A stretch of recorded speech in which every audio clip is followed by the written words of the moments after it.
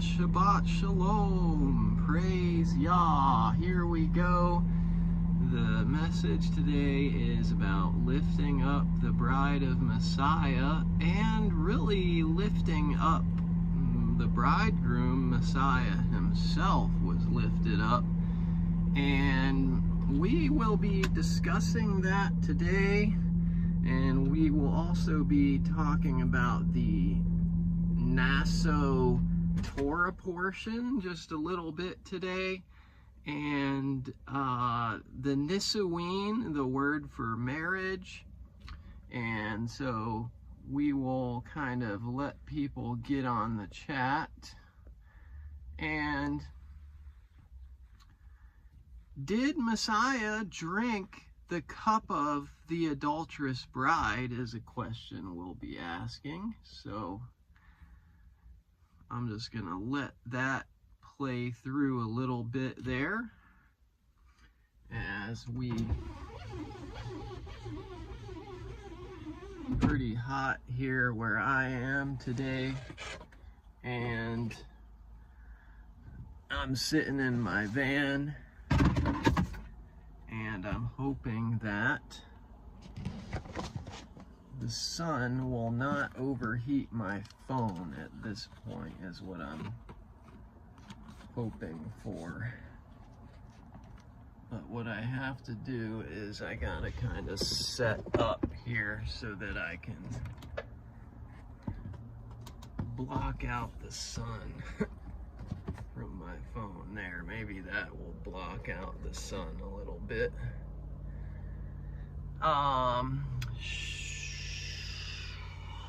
Wow, I can't see the chat. Shabbat Shalom, Seek Meekness, and Lindsay, great to see you. The Torah points to Christ, absolutely. Hallelujah, praise Yah. Nissuin, the marriage, we'll be going over that. He goes to prepare a place in the Father's house. That was what the ancient Hebrew wedding custom was, to bring the bride back to the Father's house. And so we're going to be going over some more of this as we wrapped up kind of the whole trust and faith study, all the words associated with the trust in a marriage, the trust and faith and trustworthiness and faithfulness and loyalty and fidelity and hope and belief and confidence and boldness. So wow, you know, confidence and is part of faith, and truth was a part of faith. It's from the word emunah. That's the Hebrew word for faith. Emet is related. It's from the same verb and means truth in Hebrew. So, you know, this week I almost failed in getting my air conditioner fixed. You know why? Because of a lack of confidence. In other words, I was told and given the instruction of how to fix my air condition in my van with a simple vacuum problem that I had. But when I watched the YouTube videos of how to do that, I lacked the confidence, and so I nearly gave up, and I didn't do the work. I didn't do the task because I didn't have confidence that I could do it. And so you can see how confidence is a very big part of faith. And when Yah spoke that John 11:40 to me, where he said that he goes, "Did I not say unto you, if you believe, you would see the glory of God, the glory of Elohim?" He says that to a woman, and I said, I've got to believe. So let's see here. Let's go ahead and blow the shofar And then we will kind of wrap up our talks about faith and trust in a marriage. And then we'll move on to, did Messiah drink the cup of the adulterous bride? Because an adulterous bride had to drink of a cup of bitterness, a bitter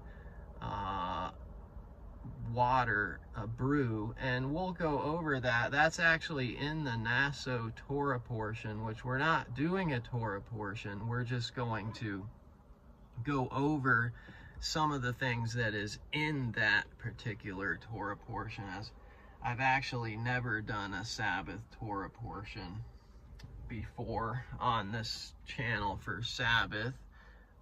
Well, I can't say never. I did when I went to Florida. I did do a Torah portion with them there.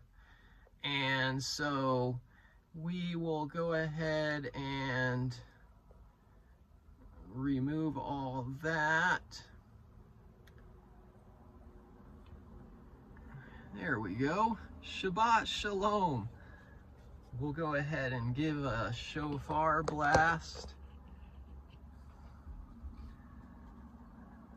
Shalom, William, Shabbat Shalom. Tabitha, Shabbat Shalom. Now I can see that chat. Praise Yah. Blow the shofar.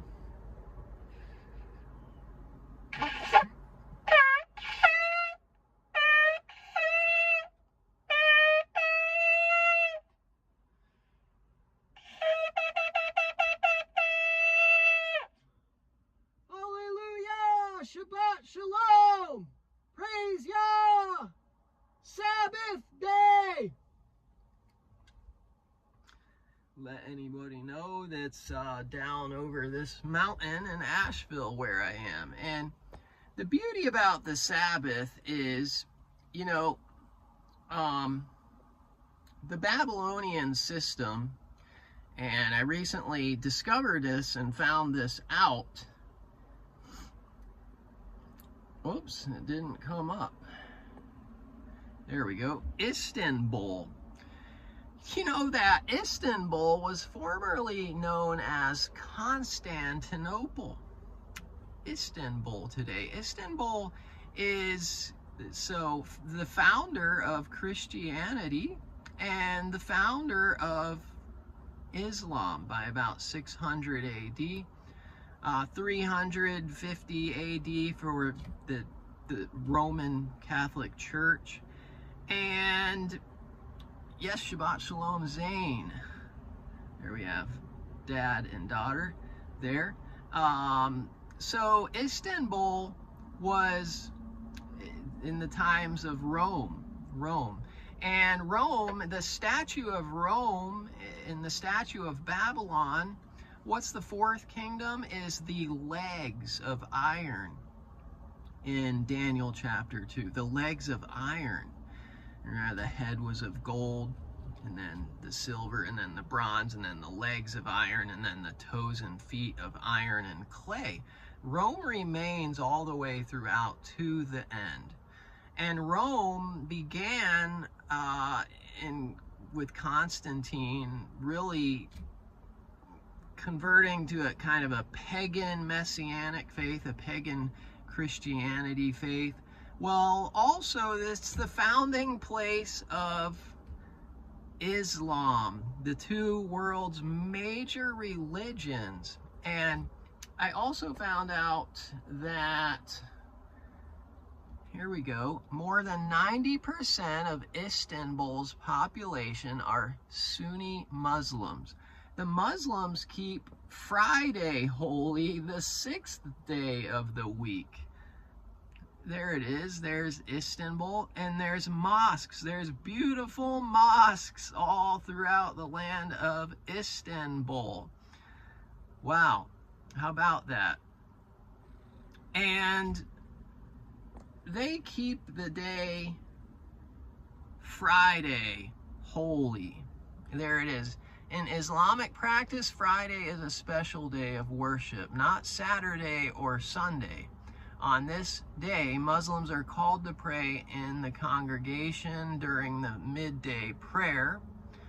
And wow, so the two legs of Rome, the Roman Church, Roman Catholic Church, which Catholic means universal, and Islam really actually both stem from the same place. And so we see Rome became divided Rome, and those two legs of iron, and out of that came these two constant topics of who is Babylon, because so many people say the Catholic Church, and then another bunch of people say, well, it's Islam, it's Saudi Arabia, it's Islam, and it's actually both. Who knew? And so you have the Roman Catholic Church establishing Sunday and Islam establishing Friday, so the 6th day of the week and the first day of the week. But in the middle there, the proper observation is what? Of course, they couldn't change the biblical, the scriptural. 6 days shall work be done, but the 7th day is the Sabbath of rest, a holy convocation. You shall do no work therein. It is the Sabbath of Yahuwah in all your dwellings. So we keep the Sabbath holy in all of our dwellings. And this is the number one of the appointed times, as we have gone over this, and this comes from the word Ya'ad. These are his feasts, these are his appointed times, and Ya'ad is to appoint. Shabbat Shalom to Pepper Moon. And that can actually mean betrothed. So this is our betrothal process, and you know, we become betrothed, and this is part of the rehearsal of our marriage, because the marriage supper of the Lamb is coming. It's not consummated yet. We're merely betrothed. Here we see the other two words, od and ood, with moed, od, ood, related words. A going around, a continuance, still, yet, again, beside. We keep doing it. We don't forsake it for the Muslim 6th day of the week, or for the Christian observance of the first day of the week. We return, we go about, we repeat, we do again the Sabbath. So very important there. And remember, we wrapped up faith, and there was this, we studied the Greek words, and we studied, I believe it was this word, entrust, commit. Messiah committed his spirit, and he also trusted in Elohim, according to Psalm 22, the prophecy there. So Messiah trusted, Messiah had faith, and he even talks about the trustworthy servant. And Messiah places faith in us, we've talked about. So we've kind of wrapped up that study. Patho was the word that he trusted in Elohim, which had to do with, persuasion, another faith word, persuasion, confidence, urging. But this is the word for he trusted in Elohim. And I'm going to be doing a couple plugs today. The first one is off of faith, and I wanted to just share about, I finished this book by Jeremiah Skiba, where, there's a good story about trust, because what happens, this is Jeremiah Skiba, and this is Rob Skiba, and, basically the hospital system murdered him because of their deadly protocols, the drugs they were prescribing and putting them on the vent.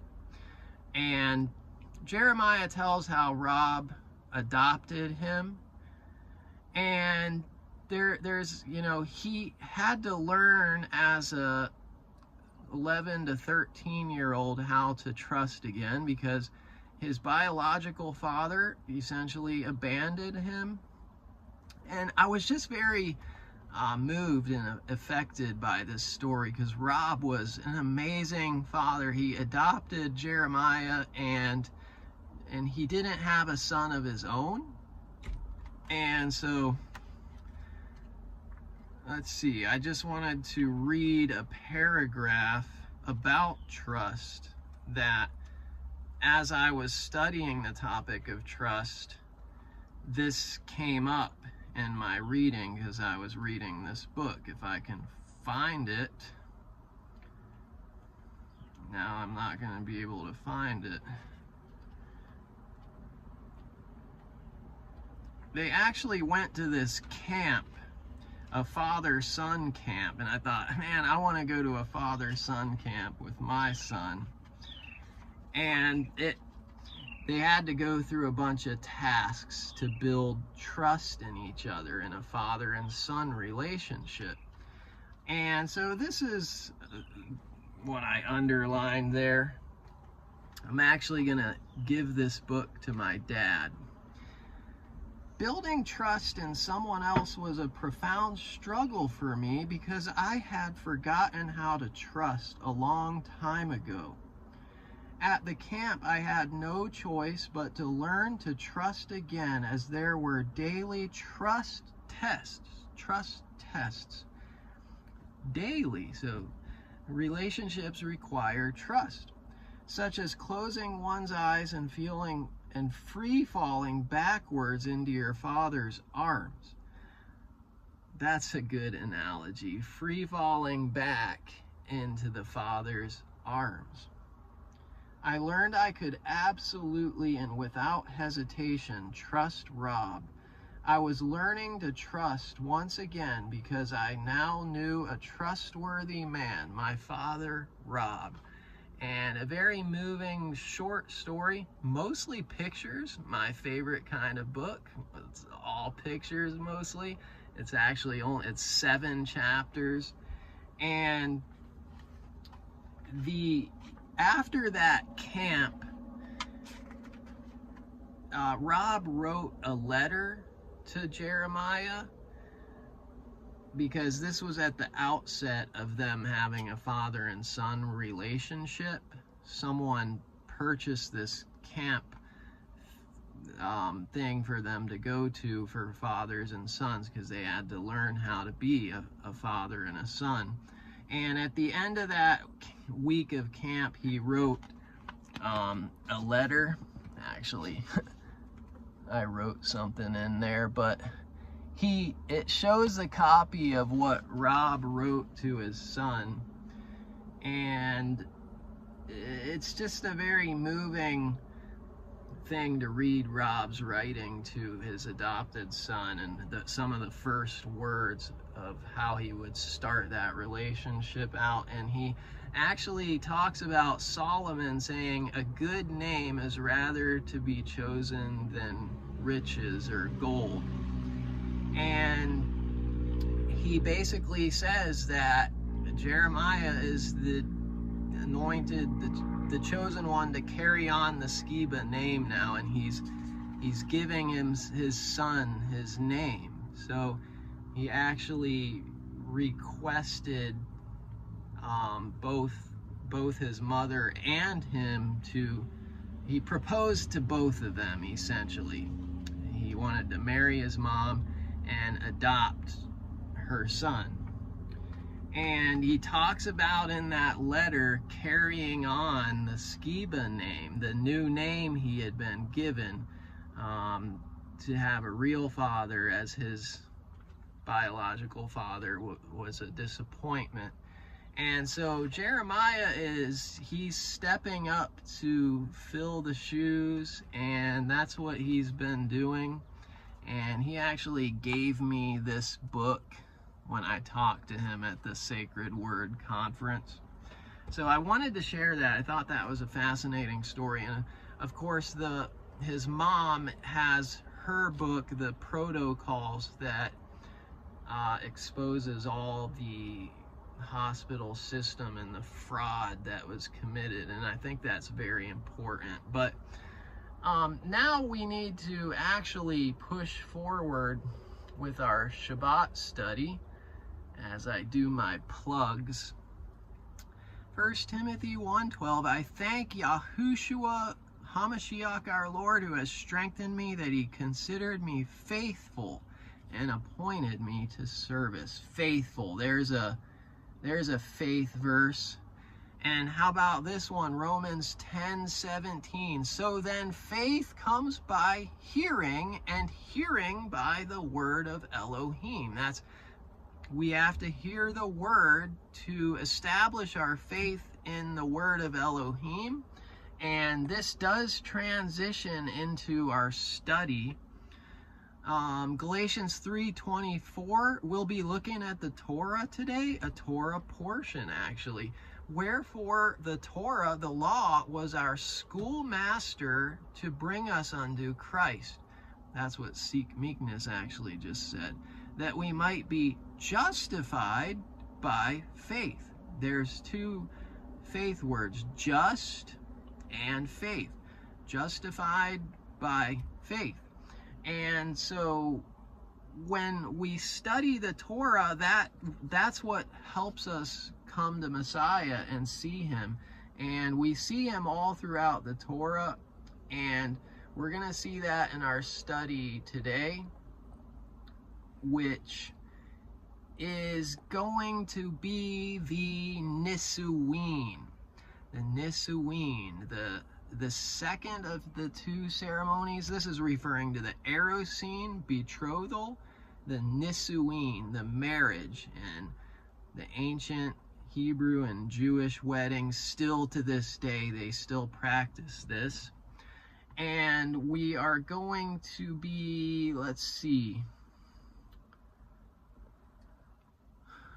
Nasa. This is, Nissuin comes from the verb nasa, or the Hebrew word nasa, which is to lift or lift up or carry or take. We see all these. And down at the bottom, you see married. So nasa can mean married. And sure enough, if you look further, scroll down, all this variety of meaning to this word nasa, where Nissuin comes from. There it is. To marry has the idea of taking a wife, because that's essentially, or lifting up, because, you know, if you still do the tradition carrying your bride, which I did when I got married, I have a picture of me carrying her, lifting her up.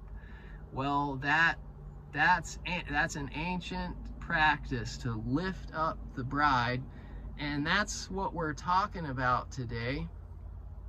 And we'll be visiting